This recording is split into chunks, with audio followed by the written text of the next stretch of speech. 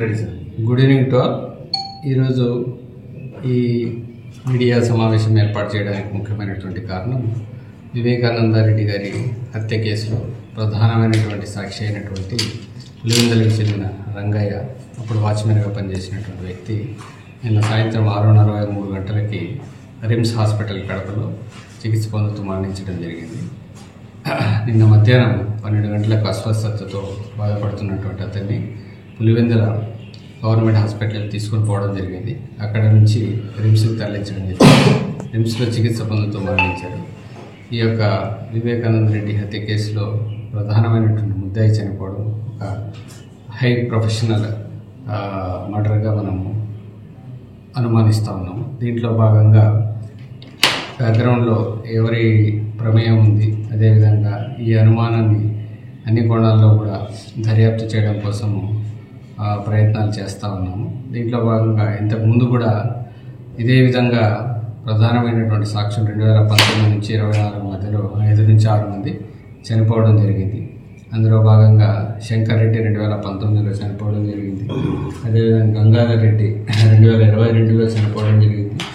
YS Abhishek Reddy 2024 సెప్టెంబర్లో చనిపోవడం జరిగింది.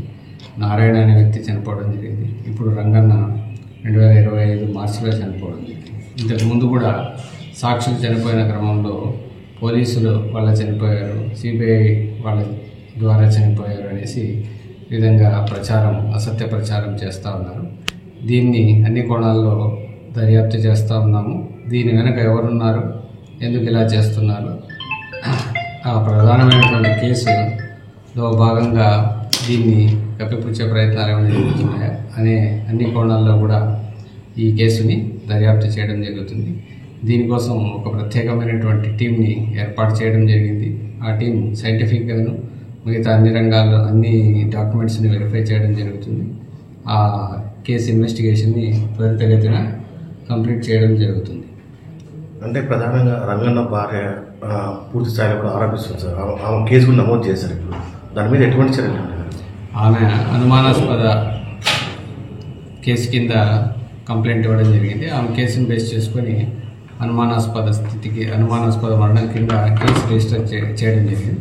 దీంట్లో వాస్తవాలన్నింటినీ కూడా అన్ని సైంటిఫిక్ యాంగిల్స్లో అనాలిసిస్ చేసి స్పెషల్ టీంతో అనాలిసిస్ చేసి బయటికి తీసుకురావడానికి ప్రయత్నం చేస్తాం. ఇప్పటివరకు ఇంకా ఈరోజే పోస్ట్ మార్టం కంప్లీట్ అయింది. దాంట్లో ఉన్నటువంటి రిపోర్టు కావచ్చు, ఇంకా ఫర్దర్ ఇన్వెస్టిగేషన్ కంటిన్యూ అవుతుంది. దాన్ని క్షుణ్ణంగా మరింత నిశ్చితంగా లోతుగా దర్యాప్తును కంటిన్యూ చేయడం జరుగుతుంది. కోవిడ్ గంగాధర్ రెడ్డి తర్వాత శ్రీనివాస రెడ్డి కేసులో కూడా గతంలో అనుమానాలు వ్యక్తం చేశారు. వాటి కాస్త టైం బౌండ్ అయిపోయింది.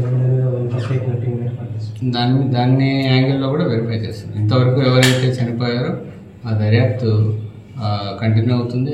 వాటికి వీటికి ఉన్నటువంటి సంబంధాలు, ఈ సీక్వెన్స్ ఇవన్నీ కూడా కంటిన్యూ చేయడం జరుగుతుంది ఇన్వెస్టిగేషన్లో భాగంగా. దీని వెనక ఎవరున్నారు, ఎవరైనా ఉన్నారా అన్న ఆల్రెడీ ఆ వివేక హత్య కేసులో ఉన్నటువంటి ముద్దాయిల ప్రమేయం ఏమైనా ఉందా అనే యాంగిల్లో కూడా ఈ కేసు యొక్క దర్యాప్తు కంటిన్యూ అవుతుంది. దీనిపై మరికొందరు అంటే కృష్ణారెడ్డి గారి సాక్షులు ఉన్నారు. Please subscribe .news.